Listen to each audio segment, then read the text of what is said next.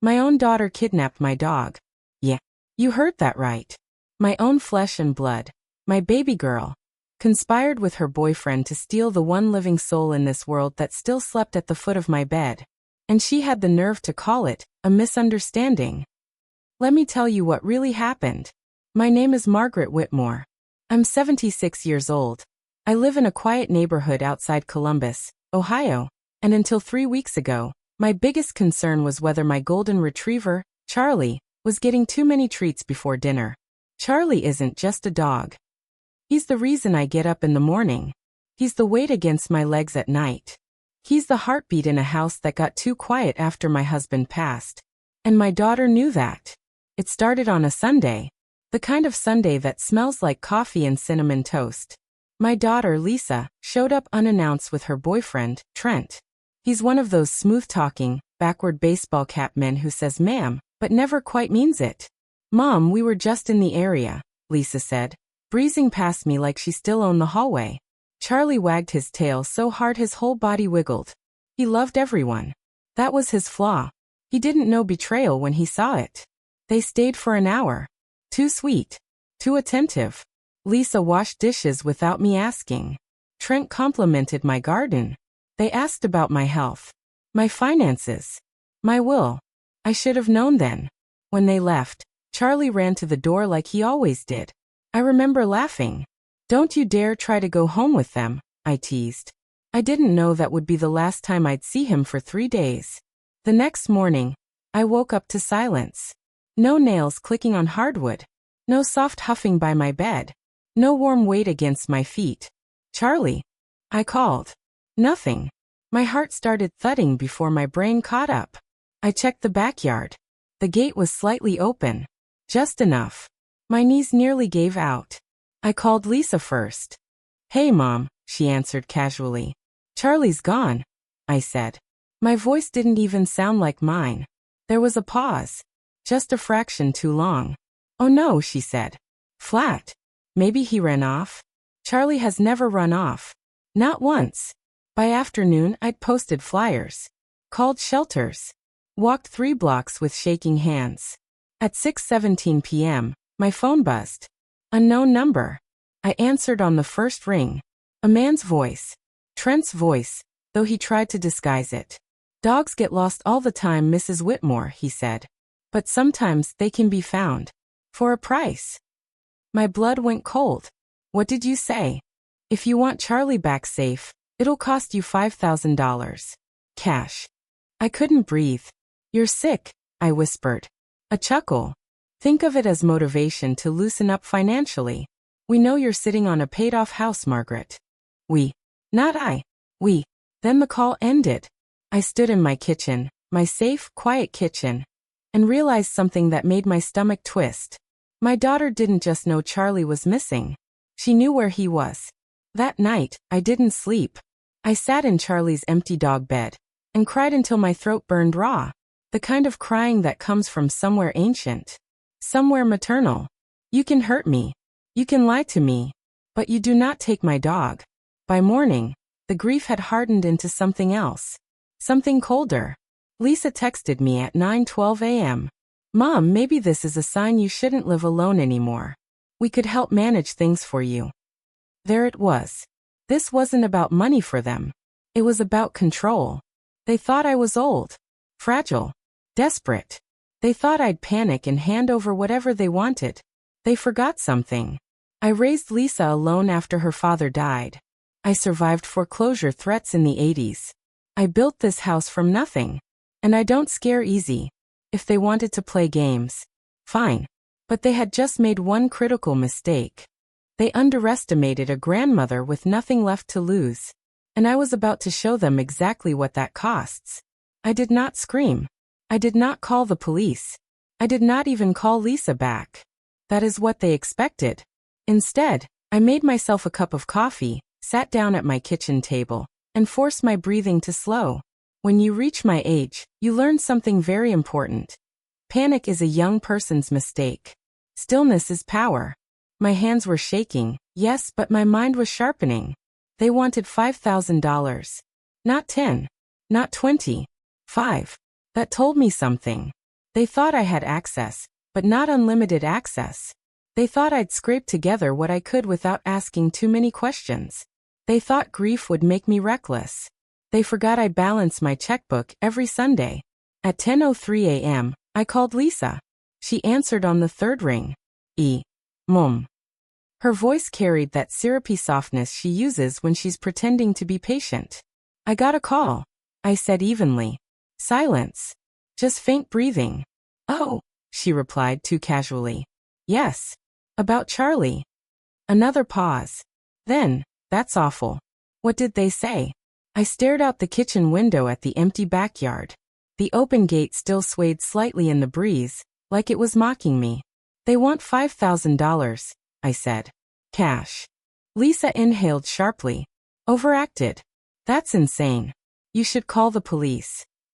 I almost admired the performance. I was thinking, I continued slowly, maybe this is my fault. Maybe I have been too independent. Now she perked up. I could hear it in her posture, even through the phone. What do you mean? She asked. I mean, I sighed, letting my voice tremble just enough. Maybe I shouldn't be handling everything alone anymore. It's overwhelming. There it was. The hook. Oh, Mom, she said quickly, warmth flooding her tone. We've been saying that. You don't have to do this by yourself. I closed my eyes. She was stepping exactly where I needed her to. I can get the money, I whispered. But I'll need help withdrawing that much in cash.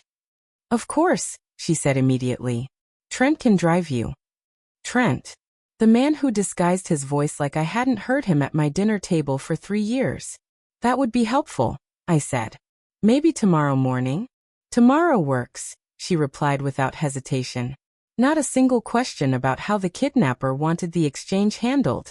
Not one suggestion to trace the call. Not even real outrage.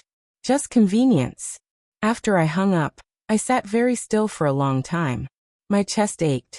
Not just from Charlie being gone, but from the cold clarity settling into my bones. This was not desperation. This was strategy. I walked to my bedroom and opened the small fireproof box in my closet. Inside were copies of my property deed, my bank records, my will, and something else. A voice recorder. It's funny what you collect over the years. After my husband passed, I developed a habit of documenting things. Conversations. Agreements. Promises. Age makes people assume you forget. I never forgot. At noon, I drove myself to the bank. Not to withdraw money, but to speak to the branch manager, an old family friend named Caroline. I told her everything. Every word. Caroline didn't interrupt. She just listened, her expression shifting from concern to disbelief to quiet fury. Margaret, she said carefully, if what you're saying is true, this is extortion. I know, I replied. Do you want to file a report? Not yet, I said. I want them comfortable first. She studied me, then nodded slowly. What do you need? Tomorrow, when I come in with them, I want the security footage saved.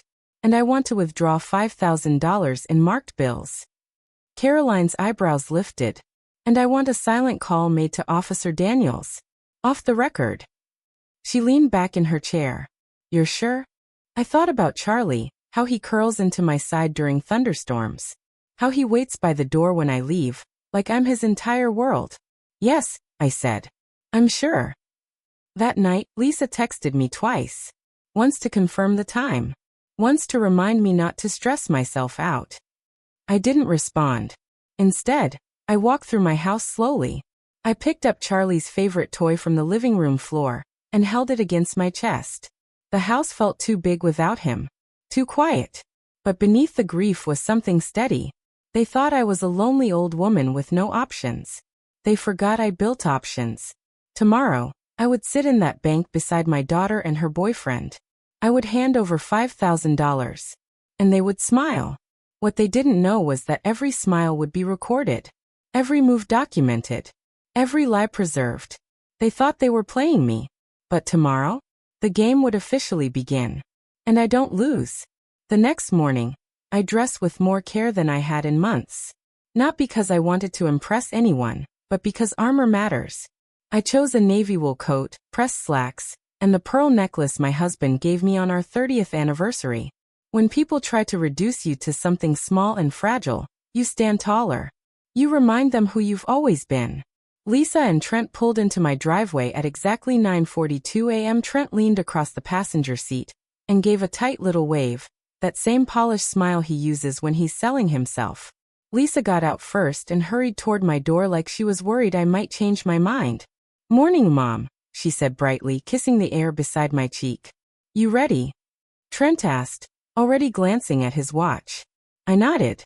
As ready as I can be. The ride to the bank was thick with performance. Lisa kept one hand on my knee like she was guiding a nervous patient.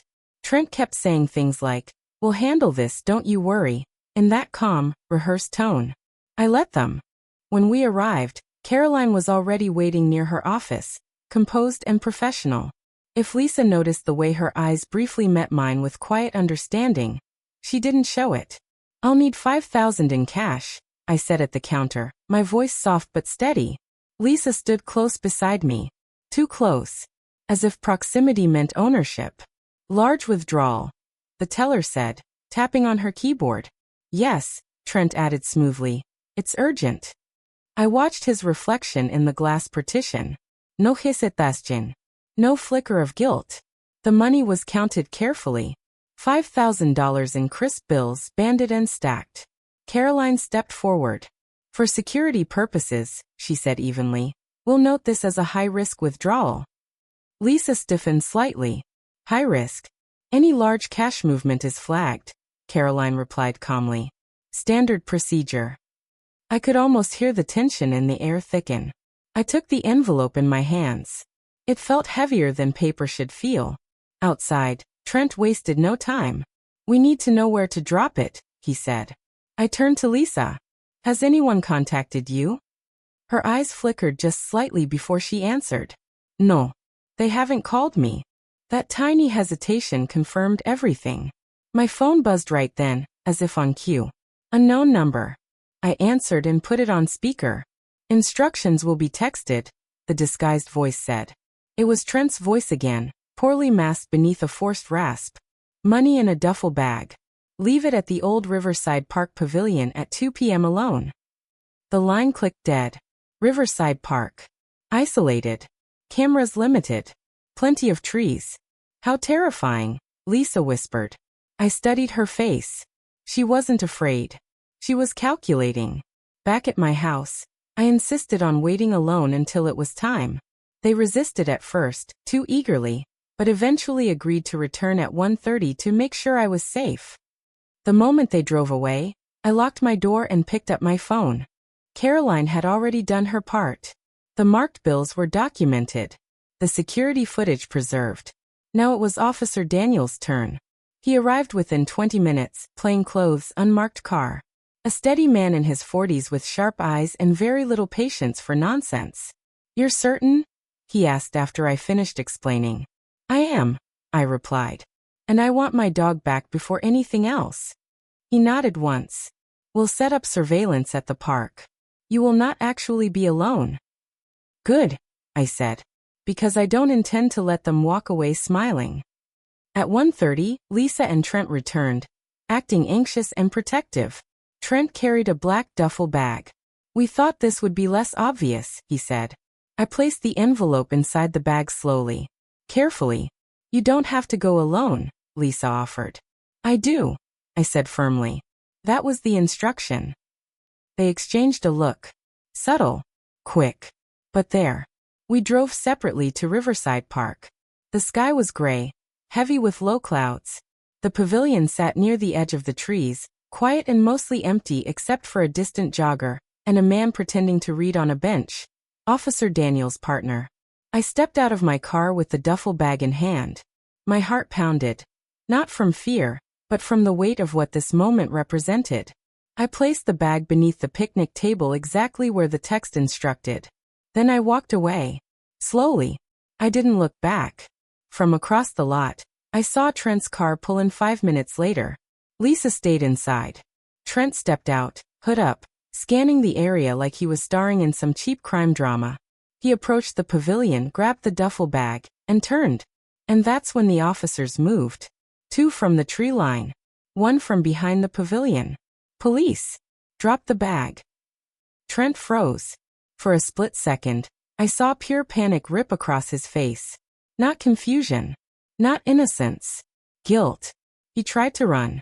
He didn't make it 3 steps.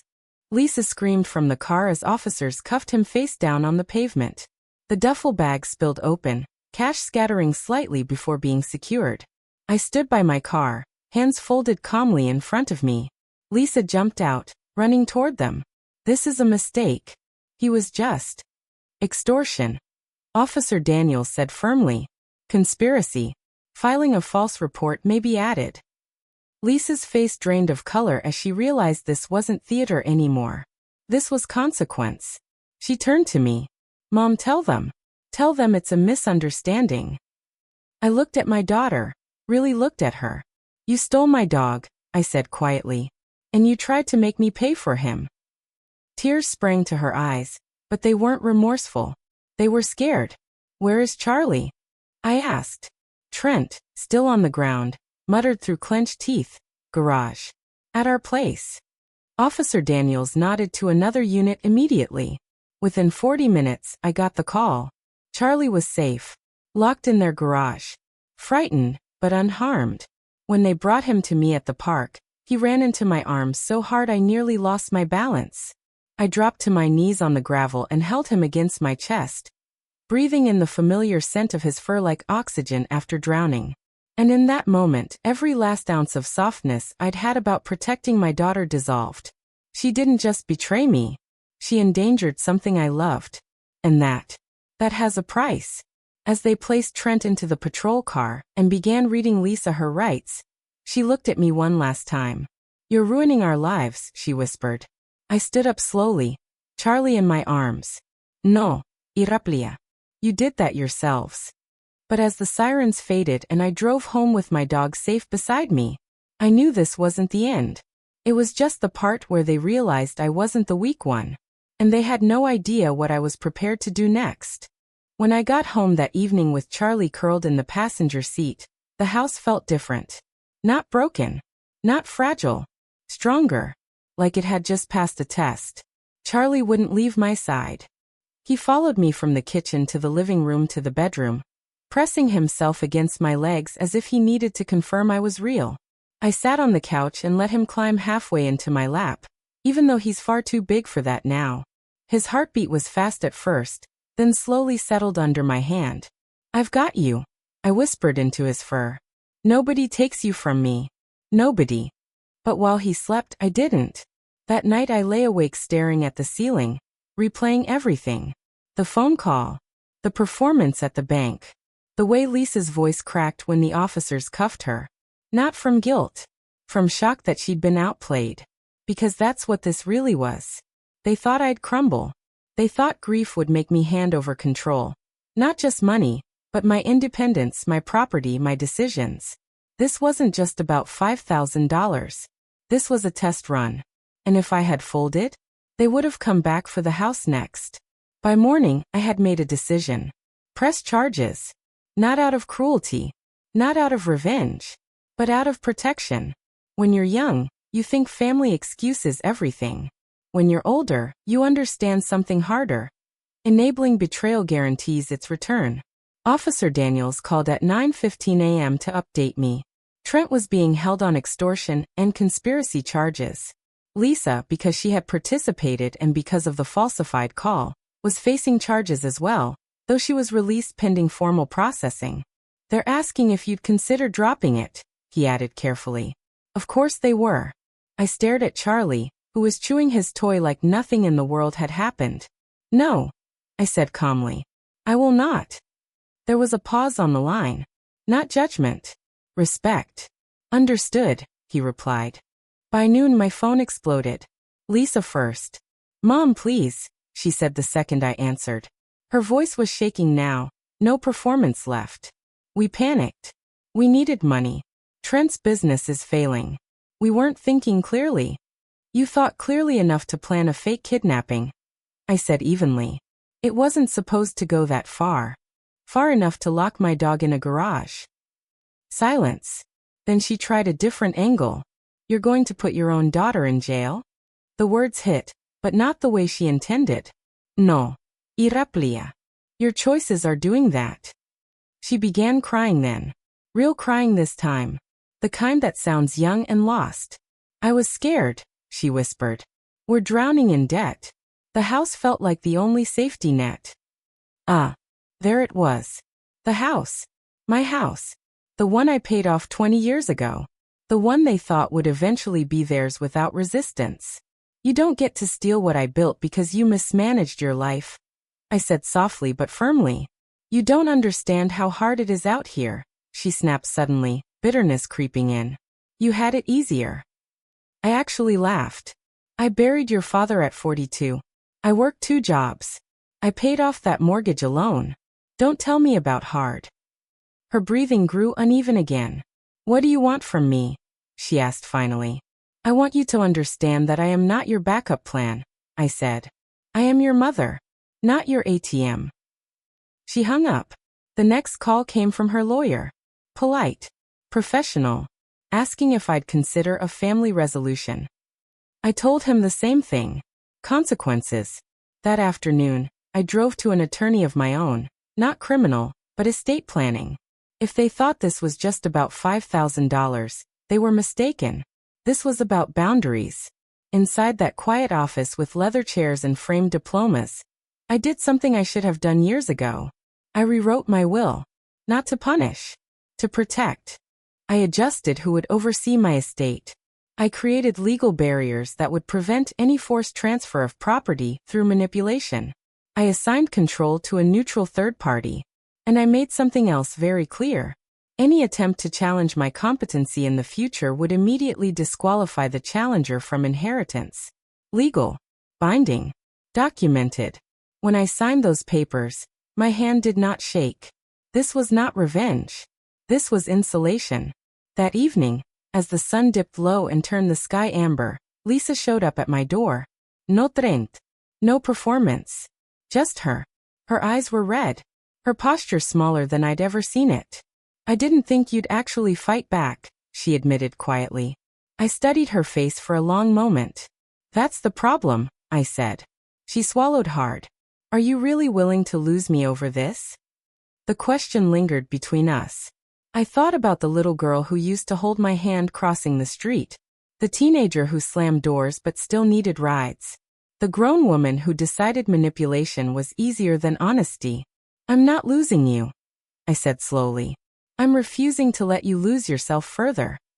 Tears slipped down her cheeks. I was desperate, she whispered. So was I replied. When I woke up to an empty house and no dog. She flinched. For the first time she looked ashamed. But shame isn't growth. Action is. You have 2 choices, I continued. You take responsibility, face what comes, rebuild honestly, or you keep blaming me. Her shoulders trembled slightly. And if I do take responsibility? Then maybe, I said quietly. We can start again someday. She stood there for a long moment. Then she nodded. Just once. And walked away. As I closed the door, I felt something unexpected. Not triumph. Peace. Because here's what they don't tell you about being a grandmother. You can be soft. You can be loving. But when someone threatens what you've built, you become unshakable. And if Lisa thought this was the end of the lesson, she was about to learn there was one more thing I hadn't revealed yet. And it would change everything. The night after Lisa stood on my porch with red eyes and shaking shoulders, I didn't sleep much, but not because of fear. It was because clarity can be louder than anxiety. Once you see people for exactly who they are in a moment of pressure, you can't unsee it. And I had finally seen my daughter without excuses wrapped around her behavior. Charlie lay beside my bed again, breathing softly safe. Every so often, he'd lift his head like he was checking that I was still there. I would reach down and touch his fur just to reassure both of us. By morning, the neighborhood already knew something had happened. Small towns don't miss police cars. Mrs. Halpern from across the street was trimming her hedges when I stepped outside to get the mail. She gave me that look, the careful, polite one people use when they know there's a story but don't want to seem like they're digging.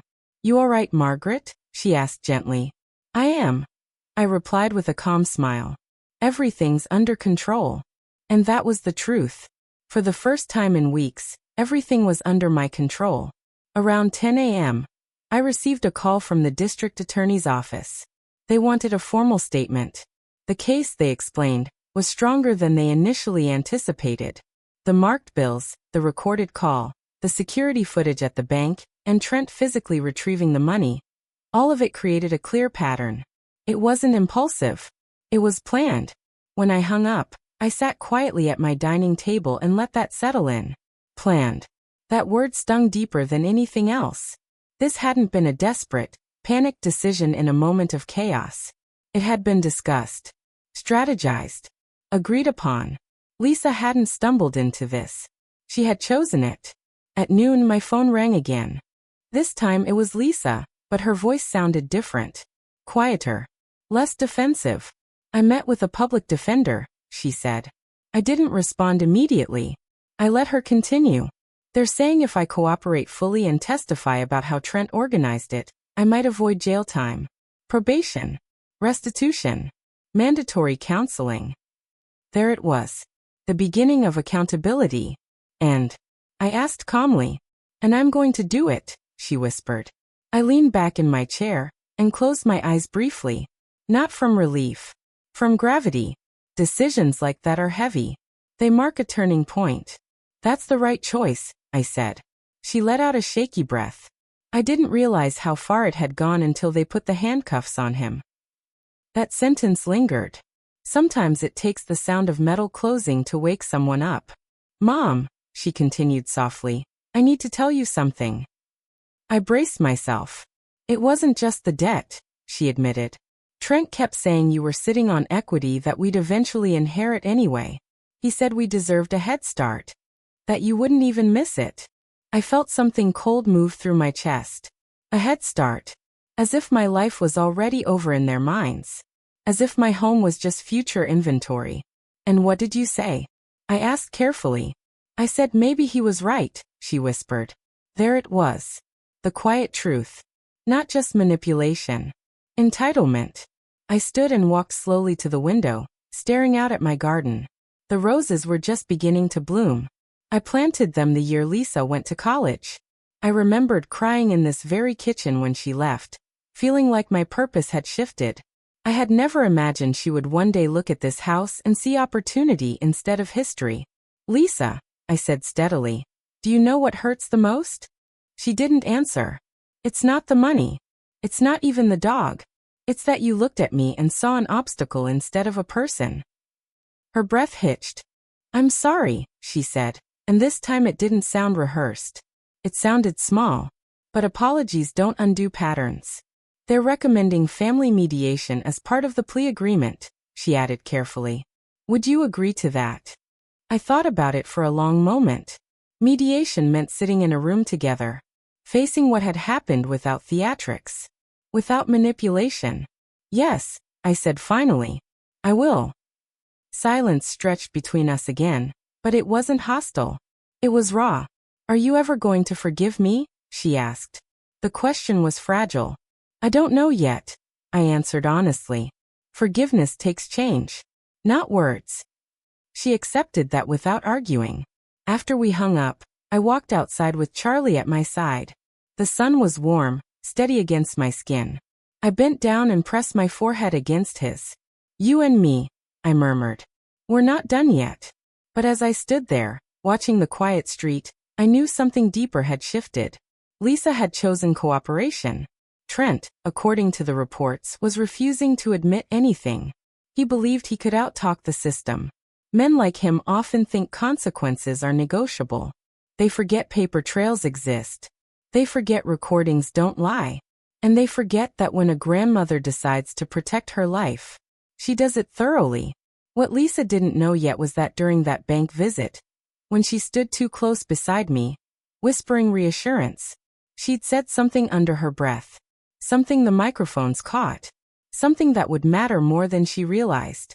And when that recording surfaced in court, it wouldn't just change Trent's future. It would change hers too. The mediation was scheduled for the following Thursday at 10 a.m. in a neutral office downtown. One of those beige buildings with soft lighting and neutral art that's meant to calm people before uncomfortable truths start flying. I arrived early. Not because I was nervous, but because I've learned that control begins with timing. Charlie couldn't come, of course, but I touched his head before leaving and told him I'd be back soon. He looked up at me with those steady brown eyes, unaware that he had become the center of something much bigger than a missing dog. Inside the mediation room, there was a long rectangular table, a box of tissues in the middle, and a licensed family mediator named Dr. Ellen Brooks. She greeted me warmly and spoke in that measured, neutral tone professionals use when they've seen every version of human mess. Lisa arrived 5 minutes later. Alone. Her face looked different. No makeup. No defensive posture. Just exhaustion and something that almost resembled humility. Trent was not there. His attorney had advised him against attending. That told me everything about the direction he was heading. We sat across from each other. For a brief moment, I saw the little girl who used to sit across from me at the kitchen table doing homework. But adulthood has a way of rewriting faces. Dr. Brooks began by outlining the purpose. Accountability, boundaries, possible reconciliation. Then she turned to Lisa. Can you explain in your own words what happened? Lisa swallowed hard. She didn't look at me at first. We planned it, she said quietly. Trent said if Mom thought Charlie was in danger, she'd pay quickly. We needed money. I convinced myself it wasn't really hurting her, because we'd give him back. The simplicity of that statement cut deeper than any elaborate excuse ever could. Dr. Brooks nodded gently. And what were you hoping would happen after? Lisa hesitated. We thought. Maybe she'd realize she couldn't manage alone. That she'd let us help with the house. The finances. There it was again. Not just money. Control. Dr. Brooks turned to me. Margaret, what would you like to say?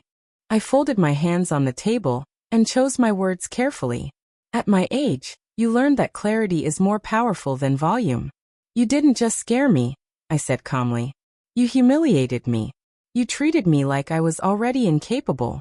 Like my life was something you could rearrange. Lisa's eyes filled with tears.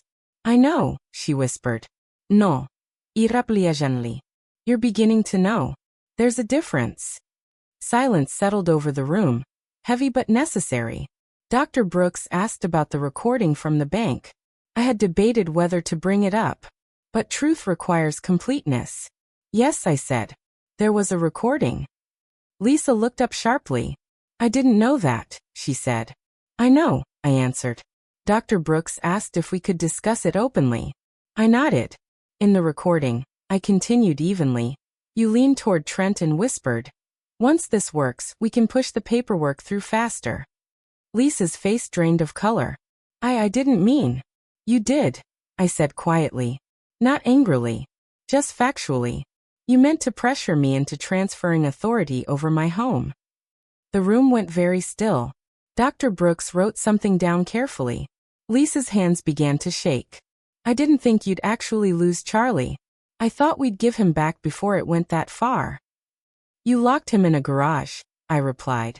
You let me believe he might be dead. Her breathing became uneven. For the first time since all of this began, she wasn't defending herself. She was facing it. Dr. Brooks leaned forward slightly. Lisa, do you understand why this feels like more than a financial crime to your mother? Lisa nodded slowly. It's betrayal. Yes, I said. It is. The mediator shifted the conversation toward resolution. Boundaries. Conditions. Future contact.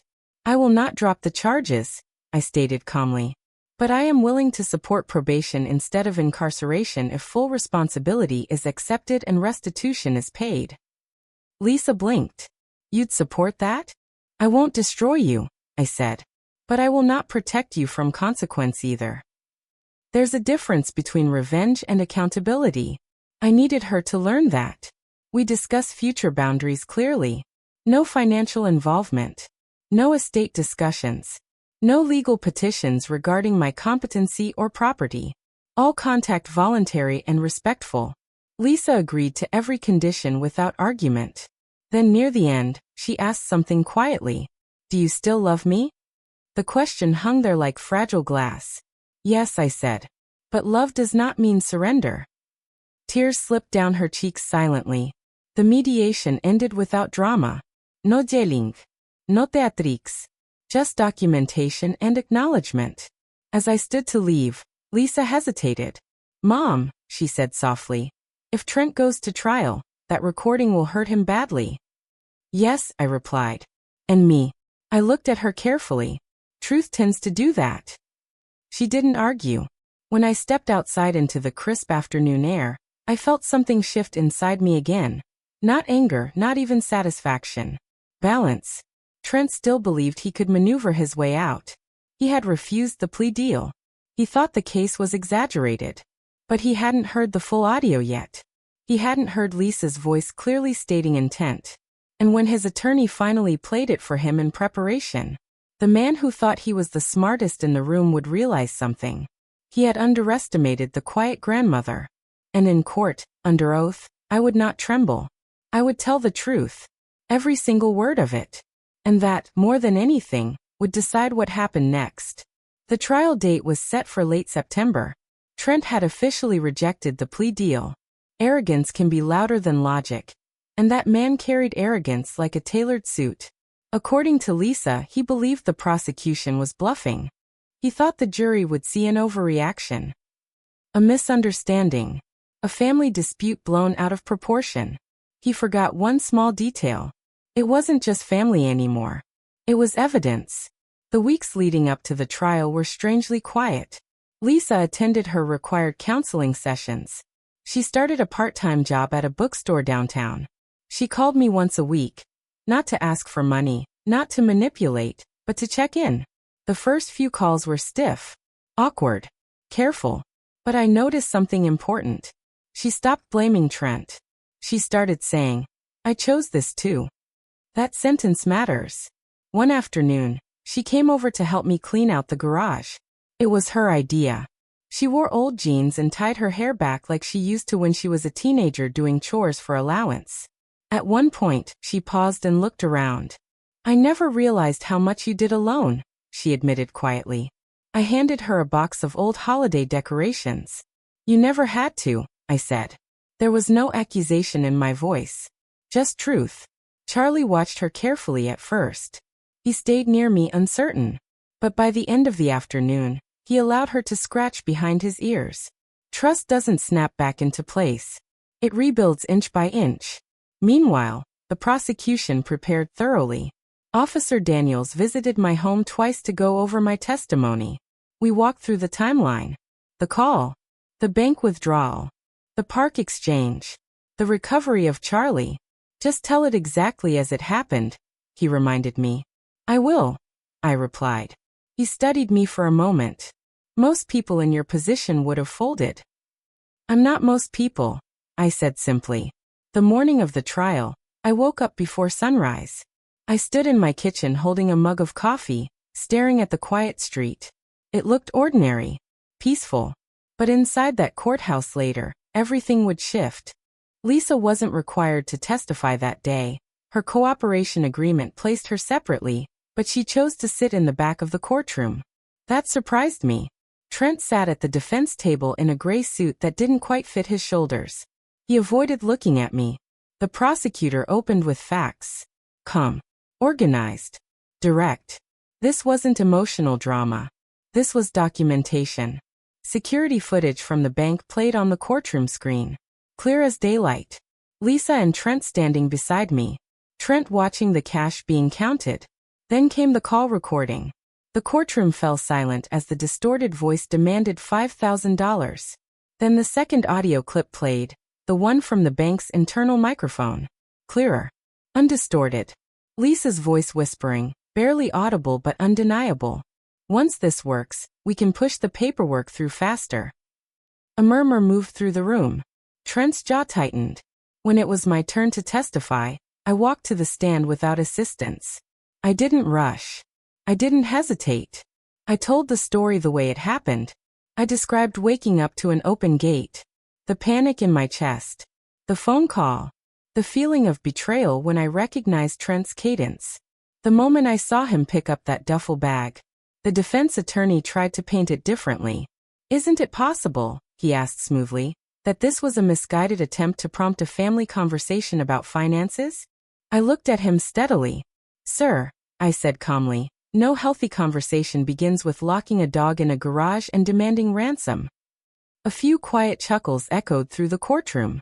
The attorney shifted tactics. "Do you have a history of being overly protective of your assets?" There it was. The implication. I folded my hands gently. "I have a history of earning what I own," I replied. "That is not the same thing." He had no follow-up. When I stepped down from the stand, I felt something release inside me, not anger, not hurt. Finality. Trent chose to testify in his own defense. That was his mistake. Under cross-examination, he contradicted himself twice. First claiming it was a joke gone wrong, then admitting they needed money urgently. When confronted with the recorded whisper about paperwork, he said he didn't remember that part. But recordings remember. Facts remember. And juries notice. By the end of the day, the room felt heavy with inevitability. As we exited the courthouse, Lisa approached me slowly. "I heard everything," she said softly. "Yes," I replied. "I don't recognize the man I thought I was protecting." I studied her face carefully. "That's because you were protecting an idea," I said. "Not a man." She nodded slowly. The verdict would come the next morning. That night, I sat on my porch with Charlie resting at my feet. The air was cool. Still, I wasn't thinking about revenge anymore. I was thinking about responsibility, about how one decision can fracture a family, and another can begin repairing it. But the truth was, no matter what the jury decided tomorrow, the real lesson had already landed. And Trent was about to learn that charm doesn't outrun evidence. Not in my world. Not ever again. The verdict came in faster than anyone expected. The jury deliberated for just under 3 hours. 3 hours to weigh manipulation against evidence. 3 hours to decide whether this was a family misunderstanding or a calculated crime. I sat in the second row of the courtroom, hands folded in my lap, Charlie's red collar wrapped around my fingers like a quiet reminder of what started it all. Lisa sat behind me.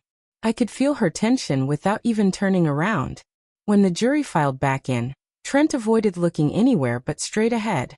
The foreman stood. "On the charge of extortion, we find the defendant guilty." A sharp exhale left Lisa's mouth behind me. Not relief. Not exactly sorrow. Something in between, like the final snap of denial breaking. Trent's shoulders stiffened, but he didn't react dramatically. No outburst. No shouting. Just that same tight jaw and calculating stare, like he was already trying to figure out his next angle. But there wasn't one. Sentencing would be scheduled in 4 weeks. Outside the courthouse, reporters didn't swarm. It wasn't that kind of case, but a few local journalists lingered. Small-town crime involving family betrayal makes for uncomfortable headlines. "Ma'am," one young reporter asked carefully, "do you feel justice was served?" I looked at her calmly. "I feel truth was heard," I replied. "That's enough." Lisa walked beside me in silence until we reached the parking lot. "I didn't think it would actually happen," she admitted quietly. "What part?" I asked. "The guilty part." I unlocked my car slowly. "Actions have outcomes," I said. "Whether we believe in them or not." She hesitated. "He's blaming me," she said. "Says if I hadn't whispered that at the bank, they wouldn't have had intent." I turned and looked at her fully. "You did whisper it." She nodded, tears forming again. "I know." There was no defense left in her voice now. Just acceptance. "That's the difference between you and him," I said gently. "You're beginning to own what you did." Sentencing day arrived sooner than I expected. The courtroom felt heavier this time. Final. The judge reviewed the evidence, the jury's decision, and Trent's refusal to accept the plea deal. Then came the sentence. 18 months in state prison. Restitution. Mandatory financial ethics counseling upon release. Trent's expression finally cracked. Not into remorse, but into disbelief. As if consequences were something that happened to other people. Lisa closed her eyes quietly. I didn't feel triumph. I felt stillness. After the hearing, Lisa approached me outside again. He asked me not to visit, she said softly. Said I chose sides. You did, I replied calmly. You chose truth. She looked smaller than I'd ever seen her. I don't know what happens now, she admitted. Now, I said carefully, you rebuild. Without shortcuts. Over the next few weeks, something subtle but real began to change. Lisa kept her bookstore job. She increased her hours. She started budgeting. Actually budgeting. She sold the car Trent insisted they couldn't live without. She moved into a smaller apartment she could afford on her own. One Sunday afternoon, she came over for dinner. It wasn't dramatic. No tirfelspichis. No grand reconciliation. She just stood in my kitchen chopping vegetables while I stirred sauce on the stove. Mom, she said quietly, why didn't you just give us the money? The question wasn't accusatory. It was curious. I set the spoon down and turned to her. Because it wouldn't have stopped there. She frowned slightly. You would have learned that pressure works, I continued. And next time, the number would have been bigger. Or the demand deeper. She absorbed that slowly. I thought you were being stubborn, she admitted. I was being protective, I corrected gently. Charlie wandered into the kitchen and brushed against her leg. This time, she bent down without hesitation and rubbed his ears. He leaned into her. Trust. Slow. Fragile. But real. That night, after she left, I sat alone at my dining table and reflected on everything that had happened. Revenge would have been screaming in court. Humiliating her publicly. Cutting her off entirely. But strength? Strength was boundaries. Strength was letting consequences teach what lectures never could. A week later, I received a letter. From Trent. 3 pages long. Defensive. Blaming the system. Blaming me. Claiming he'd been set up. I read it once. Then I folded it carefully and placed it in a drawer. Not out of fear. Out of closure. Because here's what he never understood. He didn't lose because I was ruthless. He lost because I was prepared. And as for Lisa, she was still learning. But she had finally realized something important. I wasn't the weak link in her life. I was the foundation. And foundations don't crumble just because someone tries to shake them. But what Lisa didn't know yet was that I had one more decision to make. One that would define the future of this family long after Trent was gone. And it would test whether she had truly changed. 3 months after sentencing, life looked almost ordinary again. Almost. Lisa came over every Sunday now. No grand gestures. No dramatiche palegis. Just consistency. She'd bring groceries sometimes. Nothing expensive. Just small things she could afford. Fresh bread. Coffee beans. Once, she brought Charlie a new chew toy and handed it to me first, like she was asking permission without saying it. That mattered. Trust doesn't return because someone says sorry. It returns because their behavior changes when no one is watching. And Lisa's had. She never mentioned the house again. Never hinted about finances. When bills came up in casual conversation, she listened instead of calculating. But I wasn't naive. Growth needs testing. One afternoon, I called her and asked if she could come by during the week. My tone was neutral. Not warm, not cold. When she arrived, I was sitting at the dining table with a folder in front of me. Her eyes went straight to it. What's that? She asked cautiously. My estate plan, I replied calmly. She froze for half a second, but didn't move closer. That's good, she said carefully. It's important to have that organized. No curiosity. No leaning forward. No questions about numbers. Just acknowledgement. I slid the folder slightly toward the center of the table. I made changes after everything happened. I continued. She swallowed. I figured. I appointed a neutral executor, I said. Not you. She nodded slowly. That makes sense. No defensiveness. No wounded entitlement. Just acceptance. I studied her face carefully. This was the moment. I also created a trust, I added. Her posture stayed still. It releases in stages, I continued. Not all at once. And only if certain conditions are met. She looked at me then. Not suspicious, not greedy. What kind of conditions? Financial stability. No criminal activity. Demonstrated independence. Silence stretched between us. Finally, she exhaled softly. That's fair. Fair. That word settled gently in the room. I'm not punishing you, I said. I'm protecting what I built. I know, she replied quietly. And honestly, I don't want it handed to me anymore. That caught my attention. She looked down at her hands. When Trent kept talking about inheritance like it was already ours, it made everything feel entitled. Cheap. I don't want to think like that again. I didn't speak right away. I let her words sit there. Real growth doesn't rush to fill silence. I want to earn my life, she added softly. There it was. Not desperation. Not manipulation. Ownership. I leaned back in my chair. Then you will, I said calmly. With or without my money. Her eyes shimmered, but she didn't cry. I don't expect you to trust me fully yet, she said. Trust isn't a switch, I replied. It's a pattern. She nodded. Then carefully she asked, do you ever regret not just cutting me off? It was an honest question. Yes, I answered. She blinked at the bluntness. But regret isn't always the right guide. I continued. Sometimes the harder path builds stronger outcomes. She absorbed that quietly. That evening after she left, I opened the drawer where Trent's letter still rested. I read it again. Same bitterness. Same refusal to accept responsibility. He had written that I destroyed the family over pride. I didn't feel anger reading it anymore. Just clarity. Families aren't destroyed by boundaries. They're destroyed by betrayal. The following week, I received an unexpected call from the bookstore manager where Lisa worked. I braced myself. Instead, the woman said, I just wanted you to know your daughter turned down a customer who tried to return stolen merchandise for cash. She reported it immediately. She said, shortcuts always cost more in the end. I sat quietly after that call ended. Shortcuts always cost more in the end.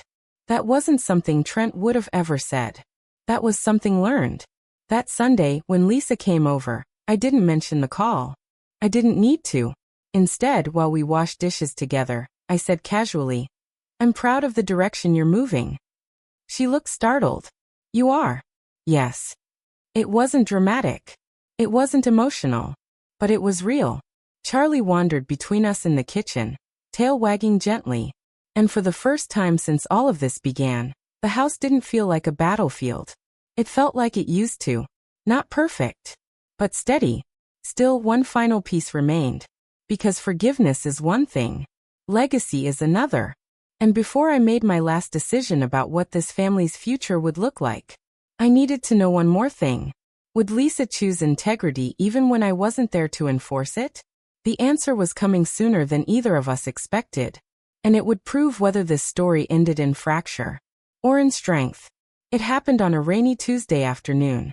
The kind of gray, steady rain that makes the house feel smaller and the past feel louder. I was in the living room with Charlie curled beside me when my phone rang. It was Caroline from the bank. Her voice wasn't alarmed. Just careful. Margaret, she said, Lisa came in today. My body went still. Oh, I replied evenly. She asked about financial planning, Caroline continued. Savings accounts. Credit repair. Long-term investment basics. I said nothing. She did not ask about your accounts, Caroline added gently. Not once. Silence filled my living room, broken only by the rain against the windows. She paid off her small credit card balance today, Caroline continued. In full. When I hung up, I sat there for a long time. Integrity without supervision. That's the real test. That evening, Lisa came over like usual. She brought homemade soup. Nothing fancy but warm and thoughtful. She set it on the stove and smiled nervously. I tried a new recipe, she said. It smells good, I replied.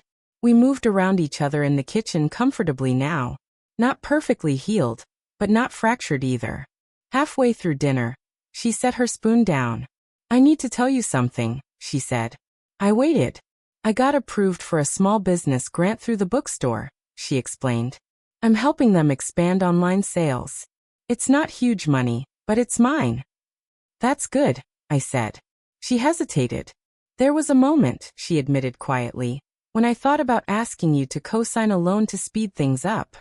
I watched her carefully. But I didn't, she added. Because I want to know I can stand without leaning. There it was. The answer I'd been waiting for. Not perfection. Self-awareness. I'm glad you didn't ask, I said honestly. She nodded. Me too. After dinner, we sat in the living room. Charlie rested his head on her knee without hesitation now. Mom, she said softly. Are you ever scared of being alone? The question surprised me. I admitted. After your father died. After you moved out. After Charlie was taken. She swallowed.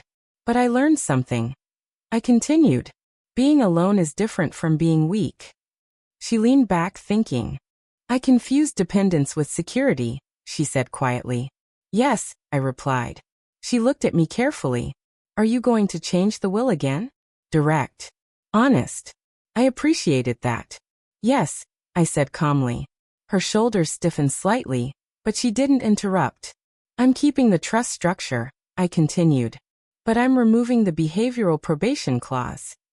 Her eyes widened. You are? Yes. Why? Because it's no longer necessary. Silence fell between us. Deep, meaningful silence. You believe me? She asked, almost afraid to hope. I believe your actions, I corrected gently. Her eyes filled, but she didn't cry loudly this time. Just quiet tears slipping down. I don't deserve that kind of faith, she whispered. No, I said softly. You earned it. We sat there in the quiet hum of the house. The same house she once tried to manipulate her way into controlling. Now she wasn't looking at it like an inheritance. She was looking at it like a home. A week later, I finalized the updated documents. The trust remained structured, because wisdom doesn't abandon boundaries, but it was no longer defensive. It was supportive. Balanced. Trent wrote one more letter from prison. This one shorter. Less fire. Still blaming the system. Still claiming he was unfairly targeted. I didn't respond. Some lessons only land when the noise fades. Months passed. Lisa's business project grew steadily. Nothing explosive. Nothing dramatic. Just honest progress. She paid her rent on time. She built savings slowly.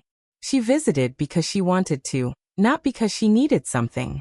One Sunday evening, as she was leaving, she paused at the door. Thank you, she said. For what? For not letting me become someone I wouldn't respect. I looked at her for a long moment. I didn't change you, I said. I just refused to reward the worst version of you. She nodded. And for the first time since all of this began, I felt something settle fully inside my chest. Peace. Not because I won. Not because Trent lost. But because strength, when used correctly, builds instead of destroys. As I closed the door that night, Charlie patted beside me, tail wagging gently. The house was quiet again. Safe again. And this time not because I fought, but because I stood firm. And sometimes, that's the strongest revenge of all. If this story touched your heart, please like, comment, and subscribe for more.